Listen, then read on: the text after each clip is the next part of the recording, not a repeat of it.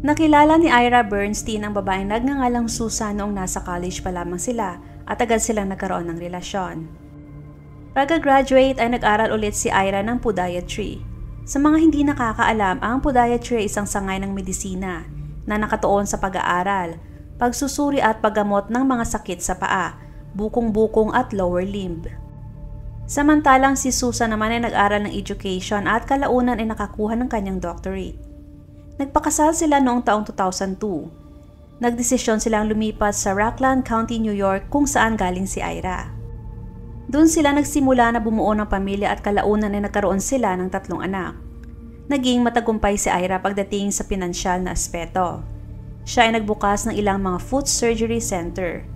Dagdag pa doon ay nag-invest din siya ng malaking pera sa real estate.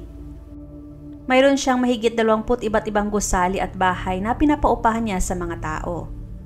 Ang kanilang bahay ay may lawak na 13,000 square feet at nakatayo sa 14 acres na lupain. Nagsumikap si Ira para maitayo ang kanyang mga negosyo. Naging kilalang podiatrist din siya na may magandang reputasyon. Ayon kay Ira ay magkaibang buhay nila ng kanyang asawa na si Susan. Madalas daw ay kasama ni Susan ang kanyang mga kaibigan dahil ito ay miyembro ng cooking club at book club. 4 na beses sa isang linggo ay nasa labas din ito kada gabi kasama ang mga kaibigan. Wala din ito problema sa pag-aalaga ng kanilang mga anak dahil sa may mga yaya ang mga ito. Malakas din gumastos ng pera si Susan. Minsan pa nga ay umaabot ng $40,000 kada buwan ang nagagastos niya sa pagbili ng damit, alahas at magbakasyon kung saan-saan. Dahil sa madalas ay wala sa bahay si Susan kaya naging malungkot si Ira at naghanap ito ng bagong girlfriend. Nalaman yun ni Susan at hindi siya naging masaya. Hanggang sa nakaisip si Susan na gawing open marriage ang kanilang relasyon. Ibig sabihin malayo silang magkaroon ng kanilang boyfriend o girlfriend habang nanatiling kasal. 3 buwan ang makalipas ay nag-file ng restraining order si Susan laban kay Ira. Katunayan ay sinubukan pa nilang ayusin ang kanilang relasyon kahit na may restraining order na, ngunit hindi rin ito bumalik sa dati. Sa mga oras na yon ay kinontak din si Ira ng dati niyang kliyente na si Kelly Grebelock. Si Kelly isang single mom at 3 kanyang mga anak. Siya ay dating nagtatrabaho sa isang funeral home bilang taga-imbalsamo ng mga patay. Ngunit ngayon siya ay nagbebenta ng mga aparato na sumusuporta o nagwawasto sa paggana ng isang paa o katawan. Kinontak niya si Ira dahil sa gusto niya mag-offer ng negosyo sa doktor. Naging matagumpay si Kelly dahil sumang-ayon agad si Ira sa business deal nito. Dagdag pa doon ay sobrang na-attract si Ira kay Kelly kaya agad din sila nagkaroon ng relasyon. Naniniwala si Ira at Kelly na ang kanilang pagmamahalan ay magiging forever. Sa umpisa ay maayos ang lahat sa kanilang relasyon. Ngunit kalaunan ay nalaman ni Susan ang relasyon ng dalawa. Nalaman din ni Susan na nag-overbilling si Ira sa mga insurance company, kaya kinuha yon na pagkakataon ni Susan na takutin si Ira. Kinausap niya si Ira na kailangan nitong pumirma sa post-nuptial agreement na ibibigay niya ang karamihan sa kanilang ari-arian dahil kung hindi ay isusumbong niya ito sa mga pulis. Dahil sa ginawa ng asawa ay napag-usapan nila Ira at Kelly na wakasan na ang kahibangan ni Susan at pareho silang gustong mamatay na ito. Hindi malinaw kung sino bang unang nakapag-isip ng ideyang yon, ngunit pareho nilang gusto na gawin ang maitim na plano. April 2016 ay binisita ni Kelly ang car salesman na si Mackenzie at sinabing gusto niyang mag-hire ng hitman na siyang papatay kay Susan. Nagkamali ng pagkaintindi si Kelly sa pagkatao ni Mackenzie nung una silang mag-usap. Ang akala niya, ito ay isang tao na maraming kilalang mga hitman. Sinakyan ni Mackenzie si Kelly at kinontak ang mga law enforcement. Ang mga pulis ay nag-install ng video at audio recording equipment sa SUV na ginagamit ni Mackenzie. Nag-arrange ng meeting sina Mackenzie at Kelly sa parking lot ng Walmart na nasa tapat lang ng police station. Sa kanilang pagkikita ay sinabi ni Kelly na handa siyang magbayad ng $200,000 para patayin si Susan. Sa kasunod na araw ng kanilang pagkikita, ay sinabi ni Kelly ang isang paraan na maaring gamitin upang isagawa ang pagpatay. Sinabi niya na maaring magandang ideya kung si Susan ay napatay sa isang hit and run. Binanggit din niya na pagkabangga kay Susan ay mananatili ang driver sa pinangyarihan at makikipag-usap sa pulis. Para sabihin ng hitman sa mga pulis na hindi niya nakita si Susan kaya niya ito nabangga. Magandang ideya daw yon para iisipin ng mga pulis na totoong aksidente nga ang nangyari at para hindi na sila magsagawa pa ng murder investigation. Naisip yun ni Kelly dahil minsan na siya nakabangga ng isang tao sa pedestrian at hindi siya kinasuhan. Kaya pag yun ang ginawa niya kay Susan ay malaki ang chance na makakaligtas sila sa gagawin. Sinubukan din ni Kelly na babaan ang unang offer niya na $200,000 at ginawa na lamang itong $100,000. Makalipas ang isang linggo ay nakipagkita si Ira kay Mackenzie. Doon na din nalaman ng mga pulis na hindi lang si Kelly involved kundi pati na rin si Ira. Sa bandang huli ay nag-deposit si Kelly ng $2,000 para sa hitman at ibibigay ng buong kulang na pera matapos gawin ang ipinapagawa.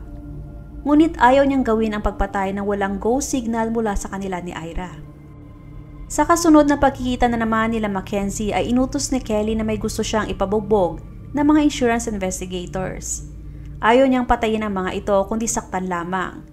At ang mga target niyang insurance investigators ay ang mga naghahabol at hinahanap si Ira.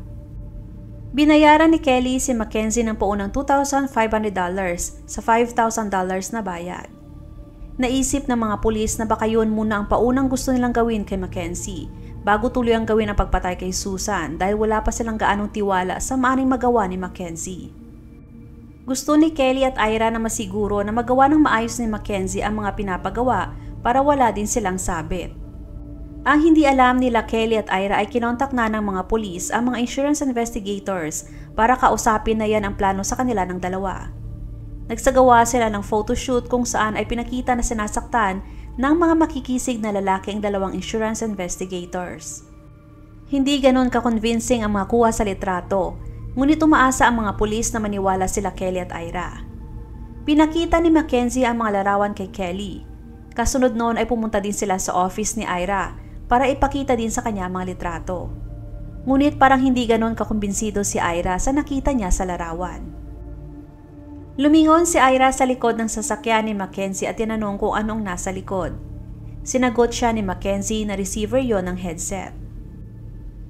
Nakita ni Ira ang audio at video recording equipment na nasa likod ng sasakyan ni Mackenzie. Kasunod noon ay sinabi ni Ira kay Mackenzie na kokontakin na lang siya sa mga susunod na araw sabay baba sa sasakyan. Sa muling pagkikita nila ay mag-isa na si Kelly at makikita nagdududa na ito kay Mackenzie. Katunayan hindi na ito pumasok pa sa sasakyan ni Mackenzie. Tumayo na lamang ito sa labas ng driver's side habang nakikipag-usap. Sinabi ni Kelly na walang makitang record si Ira sa mga hospitals na may na-admit na mga insurance investigators. Lakas loob din niyang sinabi na nag-aalala siya baka na-set up na sila ni Ira. Sa kabila ng kanyang pagdududa ay binigyan niya pa rin si Mackenzie ng approval na patayin si Susan, ngunit hindi niya personal na sinabi yon kay Mackenzie. Pinakita lamang niya ang kanyang cellphone na may nakasulat na yes. Ang pagpatay ay dapat na naganap noong May 5, 2016. Mabuti na lamang at maling tao ang nakausap nila Kelly at Ira, kaya nailigtas ang buhay ni Susan. Dahil sa mga nakuhang ebidensya ay malakas na ang laban ng mga pulis para kasuhan sina Kelly at Ira. Sabay na inaresto sina Ira at Kelly. Sinabi pa ni Ira sa mga pulis na my life is over. Saad niya na si Kelly ang nakapag-isip ng ideyang ipapatay si Susan at pareho umano silang umayaw matapos magawa ang deal para sa hitman. Ngunit tinakot umano sila ni Mackenzie na ipakain sa mga buwaya kapag sila ay nag-back out. Hindi naniniwala ang mga pulis sa sinabing yun ni Ira. Kung totoong nag-back out na sila sa deal, bakit hindi nila sinabihan si Susan? Higit pa rito ay nagpareserba pa si Kelly ng hapunan noong araw na dapat mangyari ang pagpatay at inimbitahan pa ang lahat ng katrabaho ni Ira. Para kung sakaling mag-imbestiga ang mga pulis ay may sapat silang alibay kung nasaan sila noong araw at mga oras na yon. Ang estado ay nag-offer kay Kelly ng plea deal kung siya ay ma-plead guilty at mag-testify laban kay Ira. Siya ay masentensyahan ng 12 years sa bilangguan, ngunit maaring lumabas sa loob lamang ng 4 na taon. Matapos tanggapin ni Kelly ang deal at makalaya sa piyansa ay lumipat siya kay Ira. Ngunit ang estado hindi nasihahan sa antas ng kooperasyon ni Kelly, kaya nagdesisyon sila na mag-offer na rin ng plea deal kay Ira. Nag-plead guilty si Ira at sinentensya ng 15 years na pagkakakulong at maaring makalabas sa loob ng 5 years.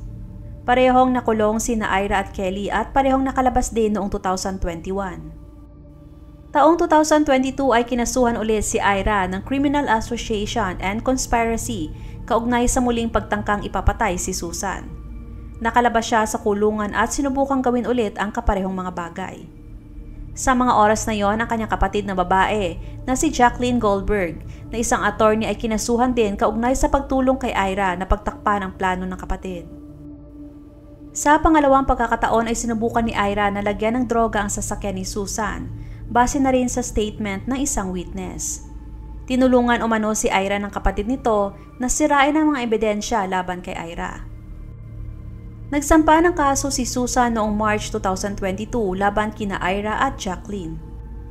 Si Ira ay kinasuhan ng second-degree criminal solicitation, tampering with physical evidence, fourth-degree criminal solicitation at fifth-degree conspiracy.